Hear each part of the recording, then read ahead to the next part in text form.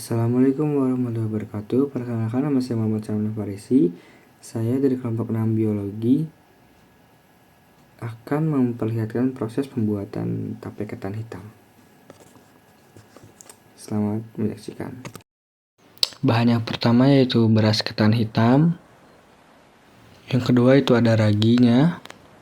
Kemudian alatnya ada 2 sendok makan, ada nampan, ada mangkuk kecil untuk raginya, kemudian ada magicom. Cuci beras ketan hitam hingga bersih, hingga air bilasan hampir bening.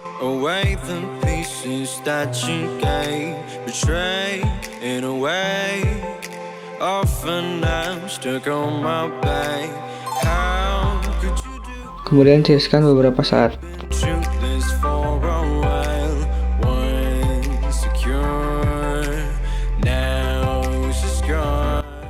Setelah ditiriskan, masukkan beras ketan hitam ke dalam magicom dan juga tambahkan air secukupnya. Setelah matang, keluarkan kembali beras ketan hitam.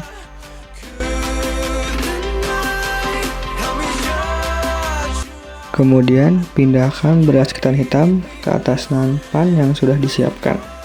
Lalu tiriskan sampai sudah benar-benar tidak panas lagi.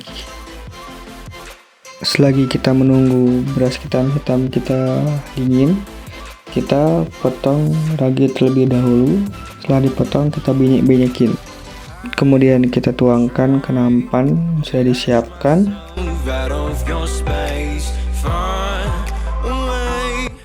Kemudian kita pindahkan beras ketan hitam kita ke atas nampan yang sudah tuangkan oleh ragi.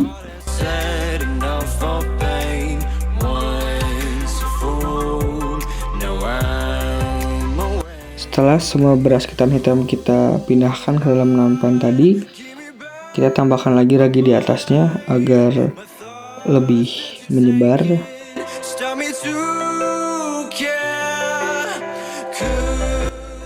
Kemudian kita aduk hingga rata agar semua beras ketan hitam terkena ragi. Dan selesai sudah pembuatan ketan hitam kita. Nah, jadi fungsi ragi dalam pembuatan ketan hitam itu apa sih? Nah, jadi di sini ragi itu berperan penting dalam fermentasi ketan hitam untuk membuatnya menjadi lebih lembut, beraroma khas, dan memiliki rasa sedikit asam manis. Proses ini sering dilakukan dalam pembuatan tapai ketan hitam. Dalam aspek biologi, ragi mendorong mikroorganisme seperti jamur, Saccharomyces cerevisiae, dan bakteri yang membantu mengubah karbohidrat dalam ketan hitam menjadi senyawa yang lebih sederhana. Jadi, pada saat ragi ditaburkan pada ketan hitam yang sudah matang dan didinginkan, mikroorganisme dalam ragi mulai berkembang biak dan menyebar di permukaan ketan. Mikroorganisme ini mendapatkan energi dan karbohidrat dalam ketan hitam dan mulai menjalankan metabolisme mereka.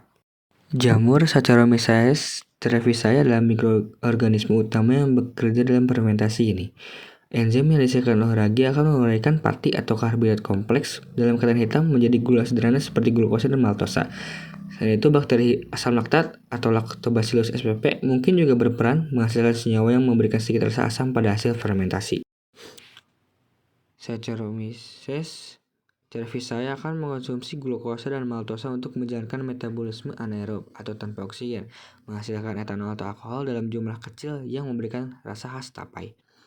Gas karbon dioksida atau CO2 yang bisa menyebabkan tekstur sedikit lebih lembut, asam organik dan senyawa volatif yang memberi aroma khas pada ketan hitam fermentasi.